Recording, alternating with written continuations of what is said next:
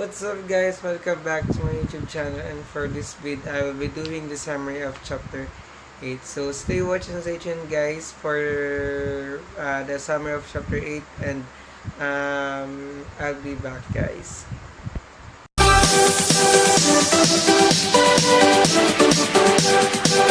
Okay guys, so for the chapter 8, the subnetting IP networks.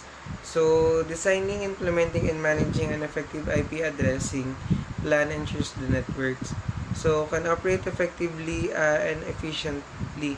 So this is especially true as the number of host connections to network increases. So understanding the hierarchical structure of the IP address and how to modify that hierarchy in order to more efficiently meet routing requirements is an important part of planning an IP addressing scheme. So in the original IPv4 address, there are two levels of hierarchy. So a network and a host. So these two levels of addressing allow for basic network groupings that facilitate routing packets to a destination network. So a router forwards packets based on the network portion of an IP address.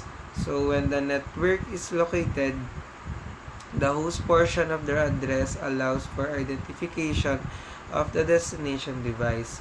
So however, as networks grow, with many organizations adding hundreds and even thousands of hosts to their network, the two-level hierarchy is insufficient.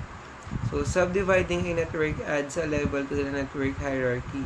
So creating, in essence, three levels, a network, a subnetwork, and a host, introducing an additional level to the hierarchy creates additional subgroups within an IP network that facilitates faster packet delivery and added filtration. So by helping to minimize local traffic. So for this chapter, it's examined by in detail the creation and assignment of IP network and subnetwork addresses through the use of the subnet mask. So the broadcast domains.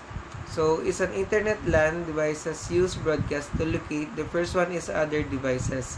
So other device, a device uses address resolution protocol, or the ARP, which sends layer 2 broadcast to a known IPv4 address on the local network to discover the associated MAC address. The next one is the services.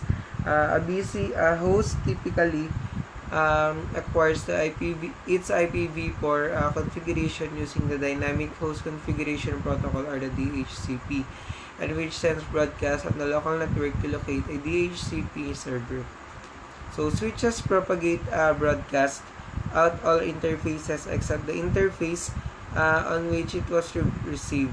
For example, if a switch in the figure were to receive a broadcast, it would forward it to the other switches and other users connected in the network. So routers do not propagate broadcast. So when a router receives a broadcast, it does not forward it out other interfaces. And for instance, when R1 receives a broadcast on its gigabit Ethernet or the 00 interface, it does not forward out another interface. So therefore, each router interface connects a broadcast domain, and broadcasts are only propagated with its specific broadcast domain. So creating subnets with a 16 prefix. So in a situation requiring a larger number of subnets, an IPv4 network is required that has more host bits to borrow from. So for example, the network address is 172.16.0.0, has a default mask of 255.255.0.0 or 16. So this address has 16 bits in the network portion and 16 bits in the host portion. So the 16 bits in the host portion are available to borrow for creating subnets. So the table in the figure highlights all the possible scenarios for subnetting a 16 prefix. So although a complete memorization of the table is not required, it is suggested that you gain a good understanding of how each value in the table is generated. So The traditional subnetting with addresses. So using traditional subnetting, the same number of addresses is allocated for each subnet. If all the subnets have the same requirements for the number of hosts, these fixed sizes address blocks would be efficient. So however, most often that is not the case. So for example, the topology requires 7 subnets, one for each of the 4 LANs and one for each of the 3 WAN connections between routers.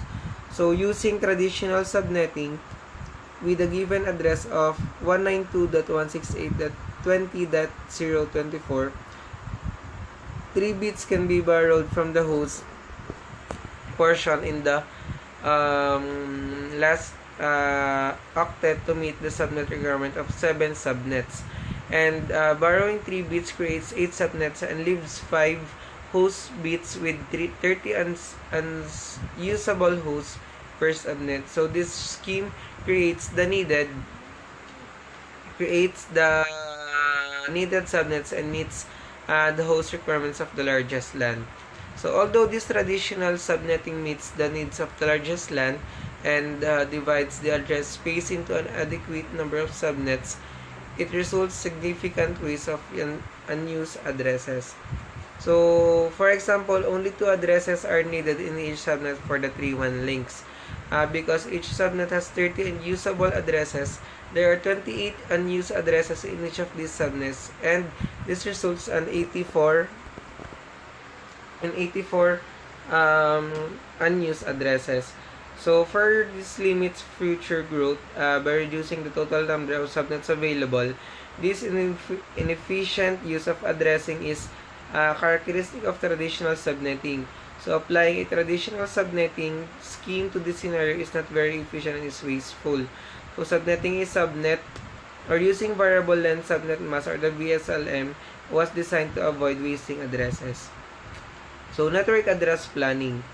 As shown in the allocation of network layer address space within the corporate network needs to be well designed.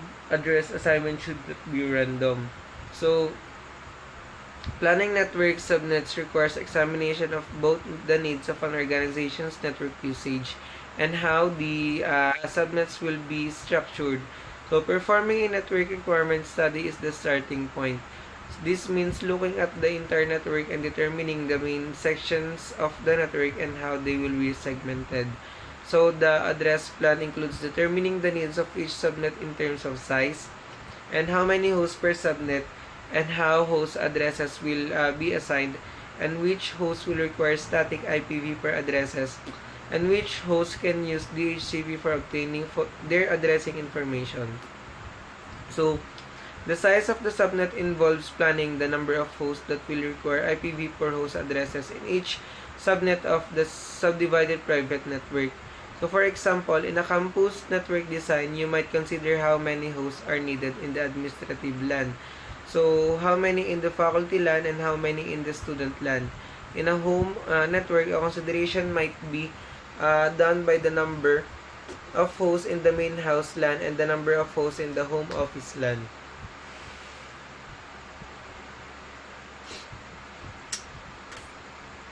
So, the IPv6 global unicast address.